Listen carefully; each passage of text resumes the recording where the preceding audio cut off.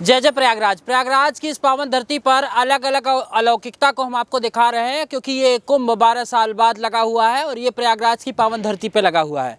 दूर दराज से नागा साधु बाबा लोगों का यहाँ पे आना हो रहा है, क्योंकि ये ज़्यादातर कुंभ और अर्धकुंभ में देखने को मिलता है। तो आइए सीधे जुड़ते हैं और जानने की कोशिश करते हैं। बाबा जी, क्या नाम हुआ आपका? मैं सुरेश भारती नागा बाबा। तो कहाँ स्थान हुआ आपका? श्रीधाम वृंदावन। श्रीधाम वृंदावन में। वहाँ राधे राधे, यहाँ जय जय प्रयागराज। नहीं, ओम नमो नारायण। ओम नमो नारायण। अच्छा, एक चीज़ ये समझाइए हमको कि बहुत सारे दर्शक हैं जो देश और दुनिया से देख रहे हैं, उनके मन में ये होता है कि आखिर में साधु का ये जो स्वरूप आपने लिया, क्या वजह थी इसके पीछे? कोई वजह नहीं, भगवान का प्रारब्ध होता है। जिसको साधु बनना होता है वो पिछले जन्म का कोई प्रारब्ध होता है, साधु बनना ही पड़ेगा उसे। साधु बनना पड़ेगा। तो इसके पीछे का अगर जीवन जाने, जब ये साधु का जो वेश आपने लिया, इसके पहले कहाँ के थे? मैं पहले राजस्थान से जन्मभूमि, मैंने राजाखेड़ा धौलपुर राजस्थान। धौलपुर राजस्थान। परिवार में कौन कौन? परिवार में माता पिता भाई बहन सब हैं। सब संपन्न थे? संपन्न है। आपने केवल वैराग्य ले लिया? ओनली भगवान, संन्यास ले लिया, वैराग्य तो पीछे रहता है। अच्छा, संन्यास और वैराग्य में क्या अंतर है? वैराग्य पहली सीढ़ी है, हाँ। मेरा अंतिम सीढ़ी है।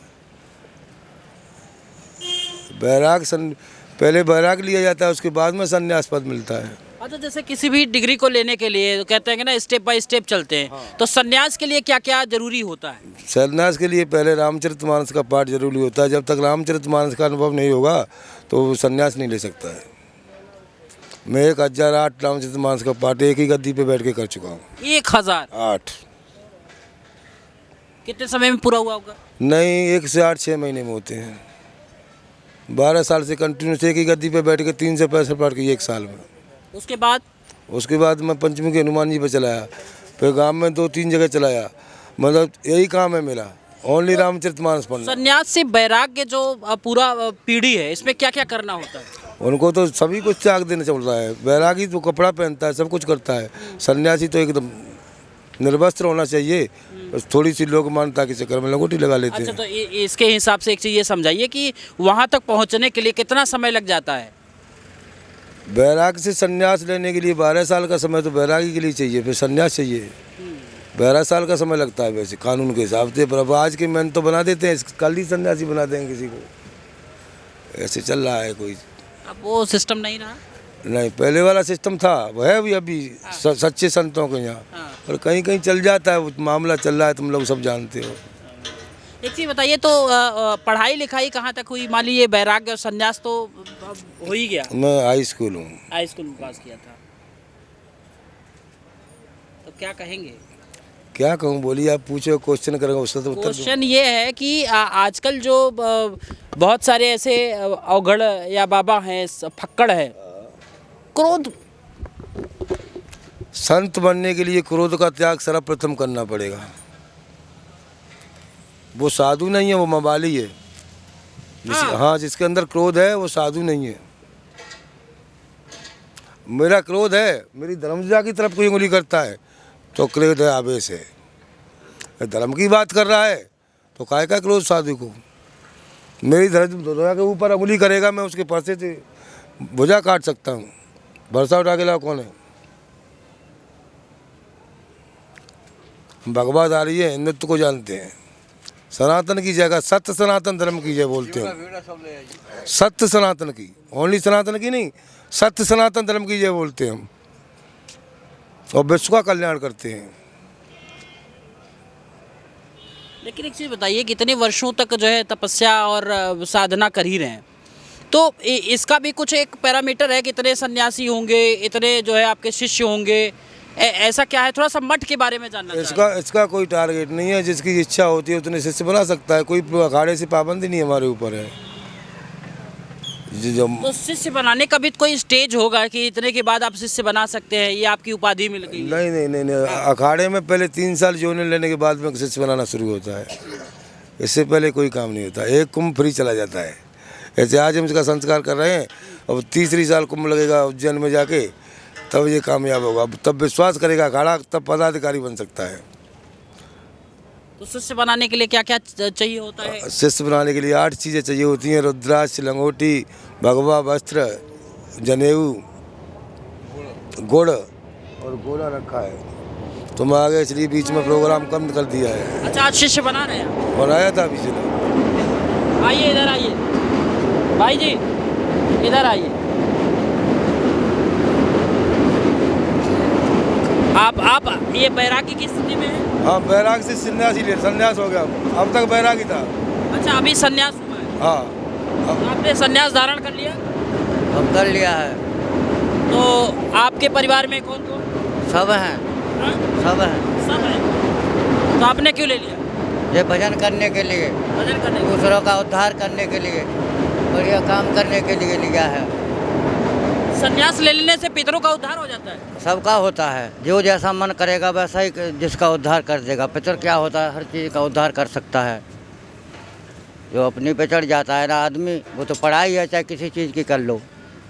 तो परिवार में सबको छोड़ के तो संन्यास लिया ही जाता है? माँ सबको, तो क्या परिवार के लोग नहीं चाहे संन्यास सुनने? सब चाहते हैं, सब चाह रहे हैं। जो अपने मन में होती है ना, चुभी होती है किसी चीज़ की, तो खुद करता है।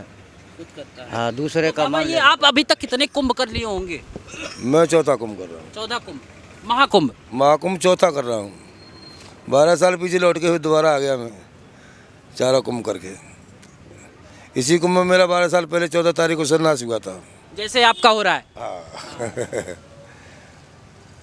तो लगभग कुंभ तो बहुत सारे हुए होंगे, माघ मेले बहुत बार हुए होंगे। हाँ, कई बार होता बता हर साल होता है। माघ मेला तो हर साल आता है, कलब्बा तो हर साल होता है। हाँ। माघ मकर गत रत जब होई और तीरथ पते जाए सब कोई, मानस में चौपाई आई इसके मामले में। देवदनुज किन्नर नर श्रेणी सादर मज्जय सगल त्रिवेणी। त्रिवेणी, हाँ ठीक है। हाँ। तो मानस कह रहा है ना इस बात को, तो करना ही पड़ेगा। एक बार त्रेता जुग माई और सम गए कुंभ सिराई, संग सती जग जनन भवानी और पूजे रेख अदृश्य अकले सब जानी। तो लेकिन अगर मान लीजिए जैसे धर्म करना है, कर्म करना है, तो संन्यास जरूरी? ये गंगा की जन्मभूमि है, पावन पवित्र धरा है प्रयागराज की। इसमें हर इंसान को धर्म करना चाहिए, ये सन्यासियों को नहीं, हर इंसान को। तीर्थों का राजा है प्रयागराज। हमारे पुराणों के हिसाब से प्रयागराज को तीर्थों का राजा घोषित कर दिया द्वापर में। तो यहाँ तो सबको नतमस्तक राजा के यहाँ सब जाते नहीं जाते हैं, तो जाना ही चाहिए सबको। अच्छा, वैसे अगर हम ये कहें कि ज़्यादातर जो नागा साधु बाबा लोग हैं, तो ये सिर्फ कुंभ और अर्धकुंभ में ज़्यादा क्यों देखते हैं, बाकी वो उसमें क्यों नहीं? क्या इसका भी कुछ है कि इतना कुंभ होगा तो ये पुण्य का? उनका यही पुण्य है, जितना कुंभ ज़्यादा हो जाएगा उतना ही साधु का धर्म है। घर में बैठ के 1008 माला का जाप करेंगे, कुंभ में बैठ के ओनली 1 से 8 में वही फल मिलेगा, मेरा दावा है। हाँ, 100%। आपने बाबा जी में क्या देखा जो गुरु बना लिया? हम तो जन्म से नहीं कि गुरु समझो चाहे चेला समझो, रहे यानी के साथ में। अच्छा। हाँ, और आज संन्यास ले लिया? ले लिया है। गुरुदेव क्या कहेंगे? बहुत सारे ऐसे भी अब संत देखने को मिल रहे हैं, कहते हैं कि जैसे कि फक्कड़पना आ गया, वो सिद्ध एक तरीके से हो नहीं पाए। सोशल मीडिया है, प्रसिद्ध होना जरूरी है। आज के ज़माने में सिद्ध होना में तो 12 ही साल लगती हैं। अब प्रसिद्ध तो किसी को भी कर सकते हैं आप लोग। सोशल मीडिया का राज्य है, सिद्ध तो 4 दिन में हो जाऊंगा, 50 चेले साथ लेके चलूँ, सिद्ध प्रसिद्ध हो गया। प्रसिद्ध नहीं होना है, सिद्ध बनना है। तो सिद्ध कैसे होंगे कि 12 साल लग जाता है सिद्ध? कंटिन्यू तपस्या करना पड़ेगा, खंड घोर तब सिद्ध बनेगा। और थोड़ी मिस्टेक हो गई तो 24 साल के लिए चल रहेगा। हाँ हाँ हाँ, इसको समझाइए, नहीं समझ पाए, इसको समझाइए। जो रास्ते में गलती हो जाती है अपनी कसम के द्वारा, तो उसे 24 साल में सिद्धि मिल पाएगी। फिर त्रुटि भी तो हो जाती है इंसान से, हम भी तो इंसान हैं,